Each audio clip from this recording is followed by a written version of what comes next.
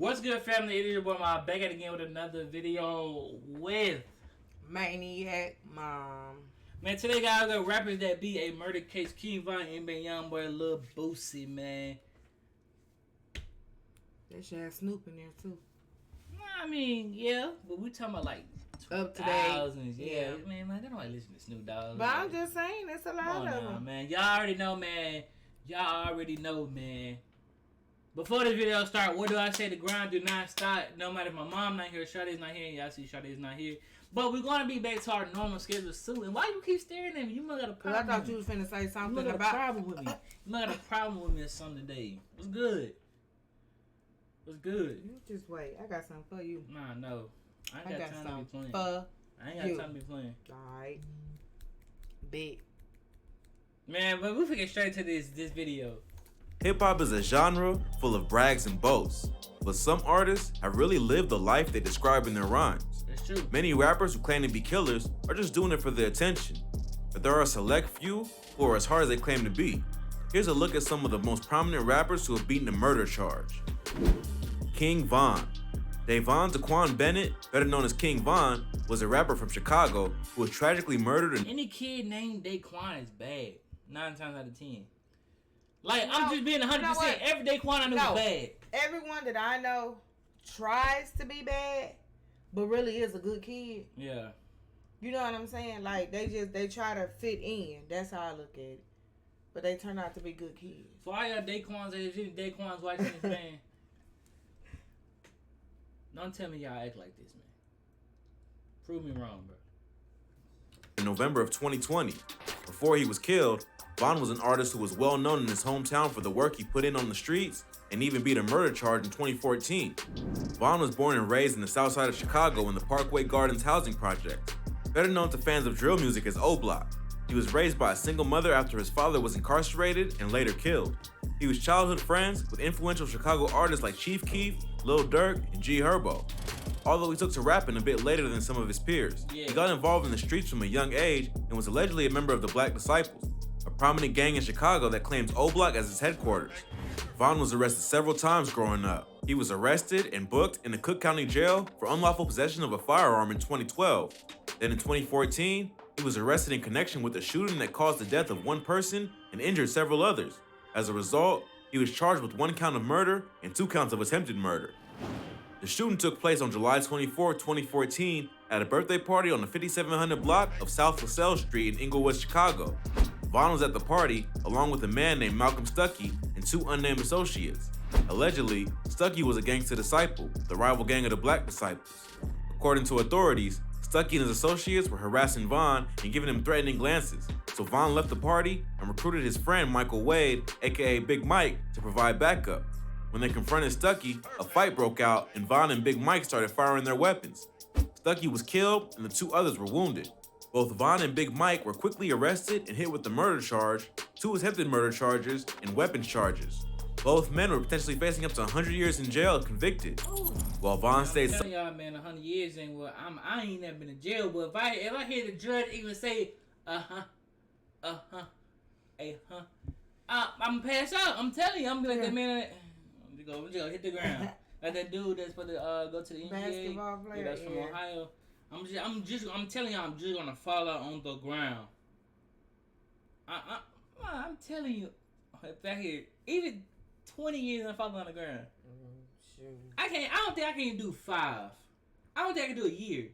Now I probably can do a year, but I don't think I can do like 10 plus. Yeah, miss me with it, bro. Okay. Miss me with it.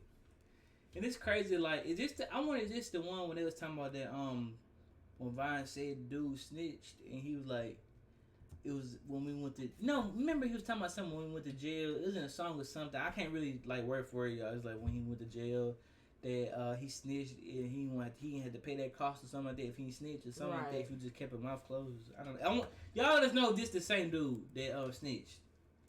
Silent, Big Mike initially cooperated with the police. Yep. At first, he made a minor slip-up, claiming that he had fired the shots, but Von was the killer. Then he eventually flipped fully and agreed to testify against Von in court. Both Von and Mike sat in prison for 3.5 years before the trial actually began. At first, it wasn't looking great for Von, but as the case unfolded, he began to catch a break. the prosecution had a hard time finding any witnesses who would cooperate other than Big Mike. Just before the case began, Mike changed his mind and refused to testify, fearing what would happen if he was outed as a snitch. As punishment for going back on his testimony, Mike was found guilty of the murder and sentenced to 28 years in prison. Without his testimony, the prosecution had little evidence to pin the murder on Von, and eventually, all the charges were dropped. Von was released in 2017, which is when he decided to start taking rap seriously. So staying true to the street code ended up saving Von from potentially doing life in prison. You'll never guess who else ended up beating the murder charge without snitching. You know what's so crazy about that situation though? What? Why do like rappers stay in there for a long amount of time before they court date? Like they says in there for 3 years. That's anybody. Well, see, because when they in there for that long of a time, that's because they trying to get enough evidence to present against you. So why not let them out? Some of them get out for like a month or so with their bail or something like that. Then they go back in. But I mean, like it depends. It depends on your bond. Like you can get out, but it depends on your bond. Like they probably went in and they probably was like no bond. I wonder how they do when he finally got out of jail. Is they gonna look at him as a snitch still? Yeah. Think so? Yeah. Even though he didn't, like, he snitched, but he didn't snitch. You know what I'm saying? Yeah, they probably still look at him as being like that because I mean, you're the reason why they could have beat. They really would have beat the charge if he didn't say nothing. Right. Well, it'd been like they both would have beat it. Well, no, because he just would have got it, but not. You know what I'm saying? Vine would have been cleared all the way around, but they both didn't say nothing. They probably gave him like at least like 10 years apiece. Right. They had to put that evidence on them. Oh, so basically snitched on himself, basically. Yeah, he did. He told him that he did it, so he got it for himself. NBA Youngboy. Kentrell Deshaun Gaulden, better known as NBA Youngboy, is a popular rapper from Baton Rouge, Louisiana. NBA Youngboy is one of the hottest young artists to come out of the South. However, despite only being 21, he's had numerous legal troubles, including an attempted first-degree murder charge. Youngboy was raised primarily by his grandmother in Baton Rouge after his father was arrested and sentenced to 55 years in prison when he was a child. He dropped out of school in the 9th grade to focus on music and was arrested for robbery shortly after. He was held at a detention center in Tallulah. I'm sorry to be pausing, but what can go through your head for you to drop out of 9th grade, bro? I mean, it's a lot of things that go on with people. 9th grade? You got some that'll go all the way up to the 12th and then decide. Yeah. Now, that's one thing I don't understand, To me, that's dumb. You in the 12th grade, bro. And then why drop out? Right, you got like a couple of weeks and then you be like, I don't want to go to school no more. You been there about a month or two. You got like 6 more months and you gonna be out of there. Yeah, I know a lot of people who did that. It's stupid. Yeah. If y'all done did that, I'm not trying to call y'all stupid, but why would y'all do that? And then turn around. That's the crazy part. Then they turn around and they try to go get a job.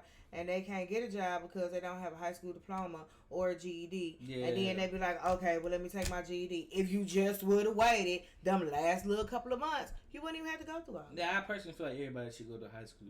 Graduate high school. Now, college, it's up to you. But high school, yeah, everybody needs high school. I feel like apply yourself because now it's like, nowadays, all these jobs, you got to have some kind of college background or something now. But they don't really want to hire you no more unless you got more of an experience or you've been through a program or something like that. Yeah. The only way you're going to go through a program is if you go through college. You got some schools that have, like, certain activities, you know what I'm saying? Like, not activities, but certain other curriculums, you know what I'm saying? Yeah. That you can partake in that goes towards a credit or it counts for something. You know, like, some in high school can do cosmetology. Some can do a nursing program. You know what I'm saying? Culinary. So that's what I'm saying. Like, all high schools don't do that. I bet y'all, we got sidetracked. When he was a child, he dropped out of school in the 9th grade to focus on music and was arrested for robbery shortly after. He was held at a detention center in Tallulah, Louisiana, and it was during this time that he began writing the lyrics to his first mixtape. After he was released, he moved in with his half-brother OG33, later known as NBA 33, and the two started paying for studio time with money they made in the streets. He released his first mixtape, Life Before Fame, in 2015, and his breakout single 38 Baby the following year. This single gained him the attention of fellow Baton Rouge artists like Kevin Gates and Lil Boosie, who both collaborated with Youngboy at this time, and the artist began to receive national attention. Facts. You'll be shocked when you find out how this Baton Rouge artist beat his own murder charge. It's crazy. Just as Youngboy's career was starting to heat up, he was arrested for 2 counts of attempted murder outside a show in Austin, Texas. Authorities claim that Youngboy, along with other members of the NBA crew like Drew Landrick, NBA self-paid Norman, and Ben, NBA Ben 10 Fields, were the perpetrators of a drive-by shooting that occurred on the 2000 block of Kentucky Street in Baton Rouge. Prosecutors claim that the shooting was retaliation for the killing of Keandre Boozilla Ricks, another Baton Rouge artist who was also Youngboy's cousin. Boozilla was killed less than 8 hours before the shooting not far away on Nebraska Street, and that murder allegedly set off a series of shootings, one of which involved the NBA crew. No one was killed in the shooting, but an unnamed passenger in the vehicle Youngboy was driving in was allegedly shot in the neck and brought to the hospital the same day. Youngboy spent almost 9 months in jail, but eventually copped a plea deal. On August 23, 2017, he pled guilty to the lesser charge of aggravated assault with a firearm after several record label executives showed up to testify on his behalf. He was sentenced to a 10-year suspended prison sentence and 3 years of active probation. This meant that he was able to walk free after the trial. However, he would be heavily supervised and could return to prison at any moment if he slipped up. Despite his promise... Alright, so he got a 10-year suspended prison sentence. So do he got to go back and do that 10 years? I don't know. I have no idea. I don't know nothing about that. Or is it like if you get into some deep trouble, you doing 10 years? More than likely, that's what it would be. Okay. You know, but deep trouble can be anything depending on the law and where it's at. I mean, he done got in trouble a lot of times since then, so I don't know. It got to be some like murder-wise, robbing, assault, or something like that for him to go back for 10. Probably. Promises to the judge that he would change his ways, Youngboy has been arrested several times since the incident. However, he continues to find ways to finesse the charges and eventually had his probation for the aggravated assault terminated in December 2019. In September 2020, Youngboy was arrested for the distribution and manufacture of drugs and the possession of a stolen firearm, so his legal troubles continue to this day. But Youngboy seems to have one of the best legal teams in hip-hop, based on the number of serious charges he's faced and how easily he seems to shrug them off. So it wouldn't be surprising if he manages to beat this charge as well. But Youngboy isn't the only artist from Baton Rouge who has beat a murder charge. Boosie Badazz also beat the death penalty in 2010 after he was arrested for first-degree murder. It's a crazy... You knew that? Sheesh. No. The death penalty? No, I didn't know that. Yo, I didn't. Man, as long as I've been living down in the South, I did not know Boosie beat the death penalty. It's my first time hearing it. What the world? Story, so stick with us. Boosie Badazz. Torrance Ivy Hatch Jr., better known as Lil Boosie or Boosie Badazz, is a rapper from Baton Rouge, Louisiana. Boosie grew up on West Garfield Street in South Baton Rouge. His mother was a school nurse, and his father, Torrance Hatch Sr., was allegedly involved in the street life. He was killed in 1997 in an incident Boosie attributes to street violence. Boosie has described the area he grew up in as a dangerous neighborhood, where drugs and crime run everything. After his father was killed when he was 14, he quickly got sucked into that world. Eventually, he was expelled from school and took to rapping as a way to make it out of Baton Rouge. He joined a group called Concentration Camp with rappers Young Bleed, C-Loc, MD, and several others in the late 90s, but left to pursue a solo career in the early 2000s. He started gaining national attention after signing to Pimp C's Trill Entertainment in 2001 and producing a series of collaboration tapes with fellow Baton Rouge artist Webby that was presented by the label. After the height of his success, Boosie started to experience legal troubles. It all started in 2008 when police found marijuana and a gun in his car. He pled guilty to the charge and was sentenced to 2 years, then had that sentence doubled for violating probation while he was out on bail. Then in 2010, while serving his time for the drug charges, he was indicted for the killing of Terry Boyd and hit with an additional first-degree murder charge. He was also hit with additional charges for allegedly smuggling drugs into prison. If convicted of all these crimes, he faced the death penalty. Boosie maintained his innocence and the Boyd... How is that possible? How is that possible? I don't know. How is that even... The system is kind of... the system is... There ain't no kind of... The system is corrupted. I would say, how is that even remotely possible for you to face the death penalty? Even though you smuggled drugs into the jail, you killed somebody, but how is that remotely possible? I don't know the system. Death penalty is like a mass shooting. Or they know they put everything... Somebody who... consistently kills and... Yeah. What? killing, although he eventually pled guilty to the drug charges. Prosecutors claim that Boosie hired 17-year-old Michael Marlo Mike Louding to kill Boyd for $2,800 in the Baton Rouge turf war.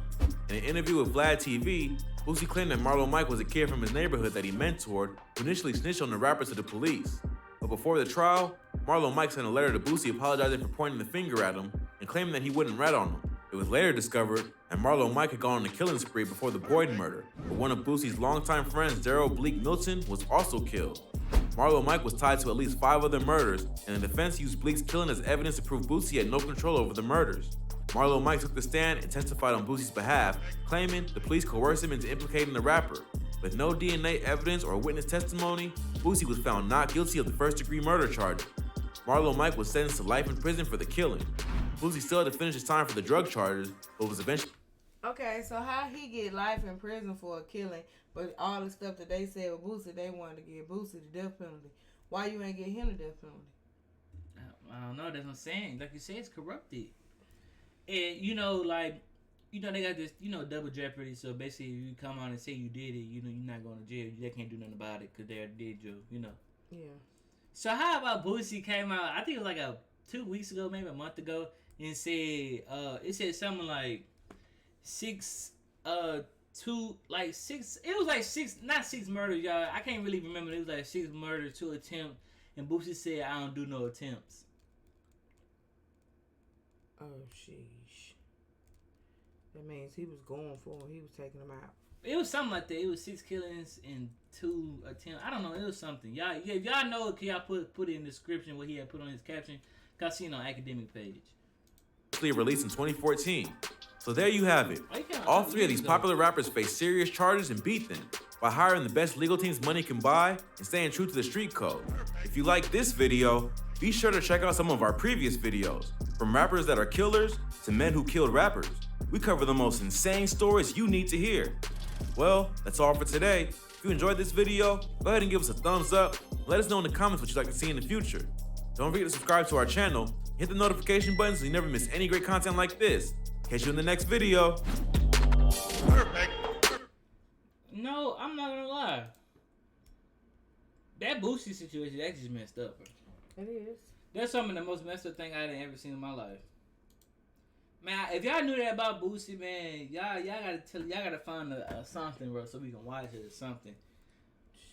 That's crazy though. But other than that, man, y'all already know what to do, man. Please like, comment, subscribe, turn that post notification, follow me and Sade both on Instagram and follow our TikTok at Sade and Mal.